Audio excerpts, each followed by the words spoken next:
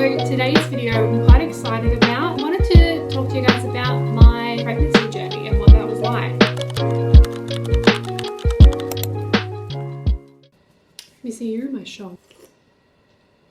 Oh, that's hot. Hello everybody, welcome back. Welcome back to my channel. If you are new here, hi, hello. My name is Gabby. I'm 26. I live here in regional Victoria, Australia. I am a qualified pastry chef who's just recently gone back to work a couple of days a week. And I am also a stay-at-home mum as I had a baby almost a year ago. 3 weeks off being almost a year ago, which is so crazy. My content consists of me being a stay-at-home mum because that is currently my life at the moment. And it will also consist of videos surrounding my career as well. And I also have an Instagram if you guys wanted to go check that out. It is just under Desserts by GL. It is mainly just dessert content. So if that is your thing, please go and follow along. But if it's not, well then don't. So today's video I'm quite excited about. I haven't done a sit down video in a fair while. I just keep pumping out all these vlogs, but today I wanted to do a bit of a sit down video and I wanted to talk to you guys about my pregnancy journey and what that was like. I wasn't vlogging back when I was pregnant. Obviously, if you were to go back at my videos, I didn't vlog any of my pregnancy experience, what my labor experience was like. I haven't shared any of that. What my postpartum experience was like. Just to go down memory lane, but also I think it would be nice for all of you guys to get a bit of a breakdown as to what my pregnancy experience was like. To anybody who is either trying to get pregnant or is pregnant at the moment and experiencing the most random symptoms, which you do when you're pregnant. It's the most crazy whirlwind of an experience. But then also talking about my labor and delivery, which is so different with every pregnancy. Every pregnant woman is different how they're going to experience it, and their labor is the exact same as well. Same with postpartum. Not all babies are the same, believe it or not. All babies, temperament, personality, all of it is different. So I thought I would touch base on what my experience and journey was like and share it with you all. So grab your little bevs. I've got my coffee here. This could potentially be a long video. Hopefully not, because I don't like to make things long-winded. Not my vibe. So let's get into it. If there is one thing that I could vouch, it is literally writing down your entire pregnancy experience. So I bought this baby book for Amelia. It has, oh, where is it from actually? It's from Fox and Hello. It is an Australian brand. So I highly recommend this baby book. It is fantastic. It has so many different things in it. It has a whole pregnancy section in it. Bump updates and everything like that. Birth was like, and then it has every single month in it as well, so you can pop everything in there. So like all the different milestones. I've been really good at keeping up with this for Amelia because my mum did a baby book for me and my siblings. I actually have two older siblings. I have a sister and a brother, and my mum did a baby book for all of us, and it is just really cool to look back on, and I really wanted that for Amelia. I'm quite a sentimental person and I just love all of that. So I've made like, we've got all these compilation of videos as well, and I want to make like a little baby video for her because my mum did the same. She made baby videos for us, and it's just really cool to be able to look back onto that. So that's what I wanted to do for her. But anyway, in the book, it's got a whole pregnancy section and it has a spot for photos where you can put all of your trimester photos. While I did that, I actually wrote down every single thing that happened in each trimester up until I went into labor. So we're going to go through all of that because it's just so funny to look back on. I mainly did it so when I went for my second one, or if I for some reason wanted to go and have a baby straight after having Amelia, I wanted to make extra sure that I was not going to forget what my pregnancy was like and all of the shitful things I had to go through when I was pregnant, because apparently that's a thing. So anyway, let's go to trying to get pregnant. So we planned Amelia. We wanted to have kids. I at the time was still an apprentice, but I was almost finished with my apprenticeship, and we just felt like it was the right time to have a baby. We bought our land. We were just about to start building our house that we're currently in at the moment. We just thought it was, for us, it just felt like the right time to get pregnant. We got pregnant the third month we tried. We started to get pregnant in the June. So it took July, August, and we got pregnant in the September. So I found out that I got pregnant on the 29th of September 2023. The main symptom that I realized that I was pregnant was my boobs bit TMI, but my boobs were very plumpy and very sore. So usually before I had Amelia, my main symptom before I had my period was sore boobs, but it's also a pregnancy symptom, which is just like a bit of a mindfuck. But the third month that we had tried that I got pregnant with Amelia, it felt completely different. My boobs looked really different compared to what they were. If my period was coming, they were like really plump. My nipples were really enlarged. Sorry, so TMI. That was pretty much the only symptom that I had. I didn't feel any implantation. What else is another symptom? I don't even know what the symptoms are. I didn't have hot flashes. I didn't have any like sleep insomnia. None of that. I just had the sore boobs. Oh, a metal taste in your mouth. Is that another one? Yeah. Didn't have that. It was just the boobs. And then I waited to see if my period came. My period was late. I only waited one day because I couldn't wait. And then I had a pregnancy test on the 29th of September at like 6 a.m. in the morning because I was too excited, and it came up with a positive. So that was exciting. So my first trimester. Let's debrief, shall we? So we waited until I was 8 weeks pregnant to tell anyone that we were pregnant. We wanted to have that first ultrasound just to make sure she wasn't sitting in my fallopian tube or anything like that, and just make sure that she implanted properly. We didn't want to get all of our family's hopes up or anything like that because there'd just been a lot of personal things that had happened in the last couple of years in our family, and we didn't want this to be another negative thing for them. So we held off on telling them until we were 100% sure that the baby was okay, that I was okay, and that she was happy, her heartbeat was healthy before we told them. That was just our personal preference. I did experience morning sickness. I experienced it from 6 weeks to 14 weeks. I was mainly just sick in the morning, believe it or not. I know some people can be sick all day. There were some times that I would be like still a little bit nauseous in the afternoon, but I was mainly horrifically sick in the morning. I pretty much spewed a couple of times a week in the morning up until about 13, 14 weeks. Spewed every single morning. And it was always 5:30 every morning on the dot before I went to work at 6 a.m. I could only eat carbs the first 2 weeks that I found out that I was pregnant. Hated drinking water or cordial. I could only drink mineral water or soda water or lemonade, soft drink or whatever. I couldn't eat eggs. They made me physically ill. Like I would get the sweats and like I felt like I was going to throw up. I couldn't stand the smell of my workplace or the cool room at work. I had to like hold my breath before I went into the fridge. Otherwise it made me feel so sick. I couldn't stand the smell of cooking butter, which was horrible when I was at work. I couldn't help with doing any of the croissants. I couldn't stand the smell of the biscuits that I would make, any of that. Anything to do with cooking butter. Disgusting. I stopped drinking coffee when I was pregnant. That was a personal choice. But later on, I couldn't stand the smell of it anyway. So I stopped drinking coffee. I was only able to exercise once or twice a week. I had to nap every single afternoon. Couldn't stand the smell of the Coles hot chook. Very specific. So my work hours changed. My work hours before I was pregnant was 3 a.m. to 11 a.m. But when my morning sickness kicked in, my hours changed. My boss let me start later. I'd start work at 6 a.m.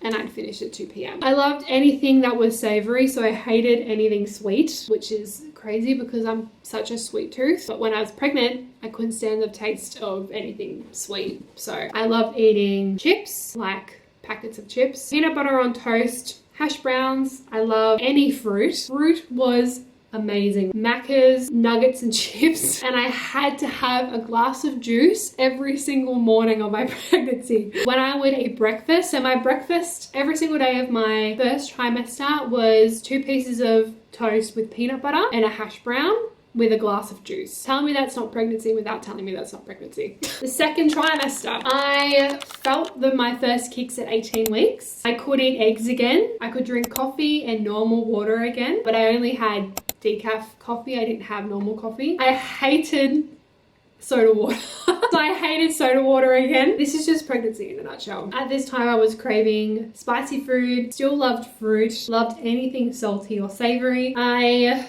started to get really bad varicose veins, and I got them all on my right leg. If you don't know what varicose veins are, they're just like a whole bunch of like really inflamed veins in your leg. It is caused by your baby sitting really low on like the main valve that pumps the blood through your veins in your legs. So Amelia sat quite low in my pelvis my entire pregnancy. So I had the worst veins on my legs. I'd show you a photo, but I actually completely forgot to take a photo. I don't know why I didn't take a photo, because everyone kept telling me I needed to take a photo, but I just didn't. But it was horrific. My legs were always in so much pain because they were just so inflamed all the time. So that was extremely uncomfortable, and that's a symptom that my mum actually had when she was pregnant with me. She had really bad varicose veins, which is crazy. I had really horrible heartburn and rib pain on the top right. So I don't know why, but for some reason I had this really horrific pain on my ribs. I don't know if it was just because she was like constantly kicking in that position or something like that, but I would press down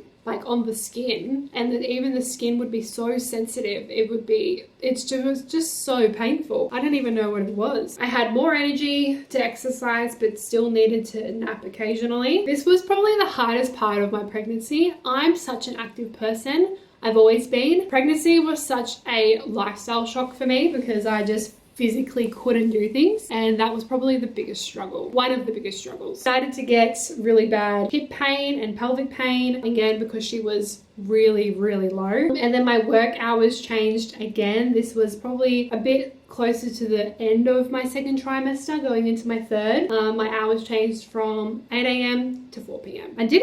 I don't think I wrote this in here, but I also was getting weight restrictions because of the job that I do. The midwives would give me weight limits that I could lift, because you can't actually be lifting heavy stuff when you're pregnant. It can cause preterm labor. It could cause me to like really badly injure myself because all of your muscles weaken when you're pregnant, especially in your like lower back, in your legs, upper back, all those sorts of things. So I had weight restrictions. At this point, I couldn't lift anything that was heavier than 10 kilos from memory. So now getting into my third trimester. My cravings consisted of pasta, chocolate. I was really into yogurt at this point. Anything that had sweet chili sauce on it. Tacos, HSP. Oh, at our old house, my husband and I used to live near this like shopping complex, and they have a little kebab joint in there, and they make the best HSPs. And when I was pregnant in my third trimester, all I wanted was to eat was a HSP. It was just so good. And I could eat sweets again. The veins in my legs got worse. I could hardly sleep as I was extremely uncomfortable, as every woman is when they're heavily pregnant. I went on maternity leave for 36 weeks. That was on the 10th of May 2024. Amelia's head was down at 32 weeks. I had a little bit of morning sickness, but it was quite mild. It was only if I hadn't eaten in a couple of hours. After I would eat something like a little snack, I would be perfectly fine. But I kept having to snack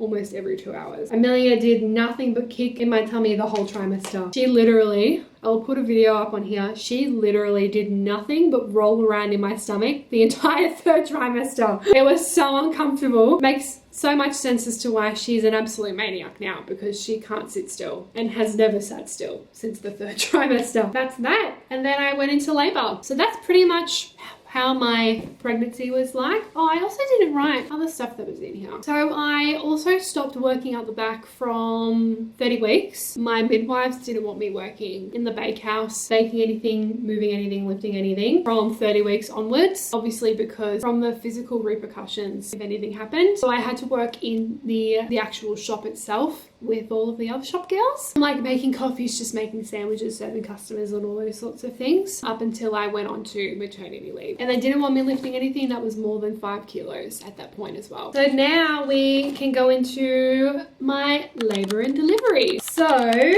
I went into labor on the 31st of May. On the day I lost my mucus plug later in the afternoon. It's like this very mucusy, bloody looking blob of goop.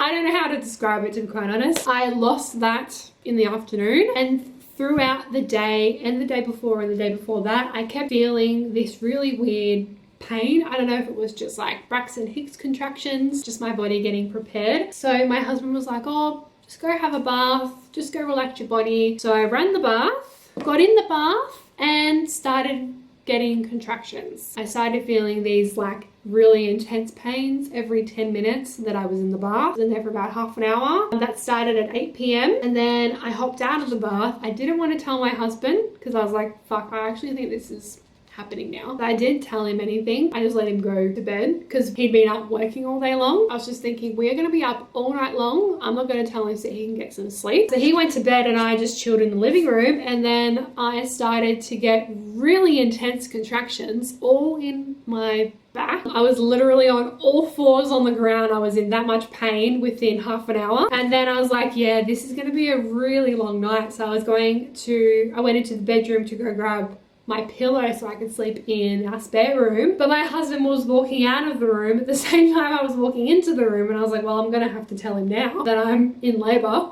So then it was on like Donkey Kong at that point. I was feeling contractions every 5 minutes. They were all in my back, my hips, and my thighs. So Amelia was posterior. I didn't feel any pains in my stomach. It was all in my back, which was so painful. By the time my contractions were about 3 minutes apart, the midwife wanted me to come into hospital. So we got to the hospital at 2:45 a.m. because I was pretty much in active labor from 2 a.m. I didn't lose my waters until about 6 a.m. in the morning. I was absolutely screaming for an epidural, but because we went through the public system, they have a whole they have procedures that go in place and you can't straight away go get an epidural. This is just at the hospital that we were at. So I had to trot on pretty much until I physically could not do it anymore. So I got an epidural, and this is where the story gets crazy. So they gave me the epidural at 7:30 in the morning. Before they gave me the epidural, I was 8 centimeters dilated, so I was close, but like I could be 8 centimeters dilated and still have to wait to be 2 more centimeters dilated. Like that could take hours. So I got a epidural at 7:30, which kicked in at 7:45. So once I got the epidural, I FaceTimed my mum because I hadn't even told them that I went into labor. So I quickly rang them to tell them that I was in labor, and then all of a sudden Amelia's heart rate dropped. So within just minutes of getting the epidural in, her heart rate dropped dramatically. So then all of a sudden all of these nurses, doctors all rushed into the room because it then became an emergency. They had to pull her out ASAP, so I did get an episiotomy. So they had to do the old snip to help pull Amelia out, because in a matter of half an hour I was then fully dilated. So that can also happen. So Amelia was pulled out with forceps and I had to push a little bit, and out she came, and she was born at 8:06. So between getting the epidural at 7:30, Amelia popped out half an hour later. Do I regret getting the epidural? Absolutely not. I was in so much pain. Having a posterior labor, to any other mum out there that's had a posterior labor, it is the most excruciating pain. They said that I trotted on really well with trying to get through it without having the epidural, but I just could not cope with the pain. It was just horrific pain. I even tried going in the bath. They tried to get me to go into the shower. I sat on the toilet. All I wanted to do was be bent over, hugging my pillow, like the pillow that I sleep with, and my husband just rubbed my back for like 10 hours. The only downfall from that is, so when you get an epidural, obviously when they put it in, I'm sure everybody knows this by now, when they put it in, it's a really fucking long needle and they put it in your spine. 1 out of 100, I just happen to be the 1 out of 100, you can get a spinal leak from the needle in your spine. It can cause a tiny little hole. So a few days after I had Amelia, it caused me to have a horrific migraine. So for the first week I came home with Amelia, I was pretty much bedridden. I could not stand up. I couldn't bend over to change a nappy. I really struggled to breastfeed and feed her because I couldn't sit up. I pretty much couldn't help out with anything that first week. It pretty much made the postpartum experience so much harder because of the migraine. So I ended up having to go back to the hospital and I had to go get a blood patch procedure done. So this is where they take fresh blood out of you. They put it into the hole or next to the hole or something like that. They inject it and then you have to lay down for, I think I lay down for like 3 or 4 hours, and the blood clots over the top of the hole to stop the pressure. I'll put a diagram up on here so you can have a look as to what I'm talking about. So I had to go get that done a week postpartum, and because of all of that and just the stress of being in the ER, I was in the ER for like 5 hours and got the most asshole of a doctor who has no training with women who've just had a baby. But anyway, I'm not going to get into that. So I was stressed from that, stressed from being away from her for several hours after only having her for a week. I was stressed because I really struggled to breastfeed, and all of that stress and not being able to feed her properly, I ended up losing my supply. 6 weeks after the whole migraine thing happened and having to get the procedure, I spent 6 weeks pumping religiously, making sure my diet was right. So I was trying to gain supply. I was doing all of these things to try and get my supply back up, but nothing was working. And after 6 weeks of trying to do that, I just had to give up. It was really affecting my mental health. Was already struggling with postpartum depression, which I did struggle with probably for the first 8 months. So I had to give up on trying to breastfeed her because it was just really affecting me mentally and emotionally. And to be quite honest, it just wasn't worth it. It wasn't worth the stress. It wasn't worth me trying to waste all of my time trying to boost my supply. She ended up getting 6 weeks of like colostrum and some bit of my breast milk that I could pump out. And I think, you know what, at least she's got some of it to help with her immune system. That's the best that I can do. So I eventually just stopped, and within just a couple of days my milk dried up because there was hardly anything coming out. I was literally only getting not even 100 ml a day. So I was only getting like 10, maybe 20 ml out of a pump, and I would pump on and off 10 minutes for an hour and I'd only get 20 ml out of it. Like, it was just really diminishing every time I tried to pump or put her on there, and she didn't want to latch onto there properly. Trying to do all of that, it was just such a headache. So that is why Amelia is formula fed. I'm sure people who are watching my vlogs are thinking why I formula feed my baby. That is why.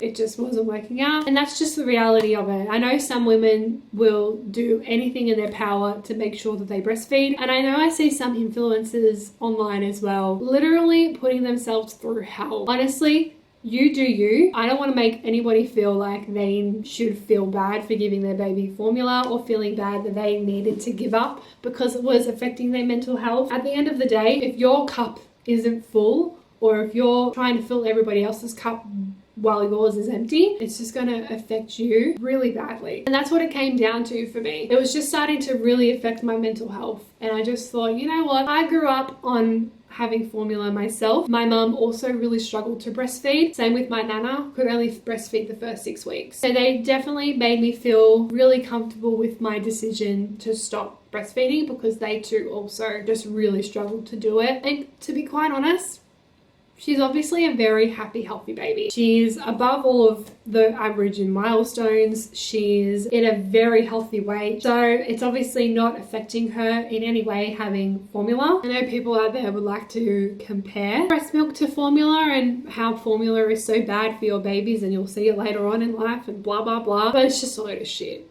It really is. Just do what is best for your situation and for your family dynamic. Formula was just a lot easier for us. I will always be positive when it comes to formula because there's nothing wrong with it. However you feed your baby, it really doesn't matter. As long as they're getting food, that's all that matters. Makes no difference. But anyway, so that was my pregnancy, delivery, labor, postpartum experience. If you guys enjoyed this video, please give it a thumbs up. I really don't want to say that. If you guys enjoyed it, and I hope that you guys did, getting to know a bit more about me and what my experience and journey was like with Amelia. So I hope you guys enjoyed. If you want to see more videos from me in the future, definitely subscribe and follow along for more. Again, go check out my Instagram if desserts are your thing. But yeah, thank you guys so much for watching. Like this video if you enjoyed it. Follow along for more. I hope you guys enjoy the rest of your day, and I'll see you in my next video.